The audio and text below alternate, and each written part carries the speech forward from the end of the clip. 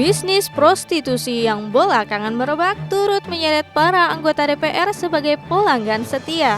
Bagaimana tidak, biaya untuk gunakan jasa anak buah mucikari tidaklah sedikit, dan pria dari kalangan pejabat diperkirakan mampu menggelontorkan dana fantastis hanya untuk satu malam saja. Lantaran munculnya kabar tersebut, Arzetti Bilbina, mantan model yang kini berkecimpung di dunia politik, angkat bicara. Apalagi sempat dikabarkan bahwa aktivitas pekerja seks komersial akan dilegalkan pemerintah dengan dibuatnya undang-undang baru. Kliennya dari sektor apa aja terus? Anggota DPR? Anggota DPR. Subhanallah, akhirnya jadi merembet jauh ya Mbak ya. Tadi nyun sewu mungkin orang tidak punya pemikiran macam-macam karena adanya berita ini dan tereksposnya berita tersebut akhirnya bikin orang jadi berbunjing gitu. Jadi kadang-kadang tersangkut paut dengan DPR. Kebetulan juga aku di Komisi 8 gitu ya Mbak ya. Pemberdayaan perempuan gitu loh. Ya agak sedikit miris aja jika pemerintah juga melegalkan nyun sewu PSK. Artinya mensahkan perbudakan wanita gitu. Soal perempuan si objek pemuas laki-laki hidung belang, Arzetti punya pandangan tersendiri. Terkadang para perempuan itu menjelma sebagai sosialita yang tergabung dalam arisan mahal. Tentu saja mereka memiliki gaya hidup kelas tinggi seolah membentuk image eksklusif di lingkungannya. Tadi dibilang ada ini pakai arisan, gimana maksudnya digilir gitu? Cara ngebuknya pakai sistem arisan, maksudnya klien-klien ini arisan? Tidak ada. Arisan itu hanya bahasa saya. Seperti apa maksudnya itu? Istilah untuk anak-anaknya. Saya menghargai mereka. Ada arisan nih gitu. Apakah mereka juga ikut arisan juga dengan terlibat sehingga kemudian mereka harus dandan cantik gitu. Orang dandan perempuan itu memang harus dandan. Perempuan itu memang harus cantik. Definisi cantik itu kan khusus untuk perempuan.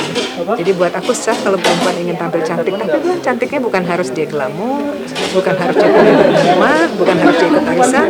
Tapi ikut arisan itu kan kadang-kadang memberikan silaturahmi buat kita sehingga kemudian banyak manfaat. Satu, bisa dijadikan bisnis. Kedua, bisa dipanjangkan umur kita. Tapi kita arisannya juga arisannya buat berbagi ilmu dan dengan teman mantan model, dengan teman senior gitu.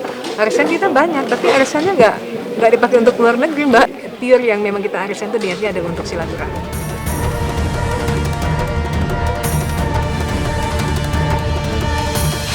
Terkait gelar artis yang disematkan pada anak buah RA mucikari yang tertangkap polisi beberapa waktu lalu, Arzetti juga punya pendapat sendiri.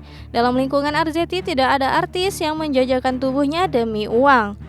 Baginya, perempuan-perempuan demikian hanyalah orang yang hanya sesekali tersorot kamera. Maka tak heran gelar artis digadang-gadangkan sebagai nilai jual. Katanya ada 200 ini Mas ya? 200 artis ya? 200 ya. Artis semua itu Mas? Itu artis semua Mas? Tidak semua. Tidak semua? Dari 200 itu ada yang bersuami Mas? Tidak tahu. Dari 200 berapa Mas yang artis? Hampir setengah anak. Hampir setengah. Dan nggak ada yang bersuami Mas ya? Nggak ada yang bersuami ya? Tidak ada. 23 sampai tergantung artisnya. Sampai minimal 23 tahun. Yang paling lama dulu Yang mas punya sampai berapa Mas paling tua? Minimal 30-an.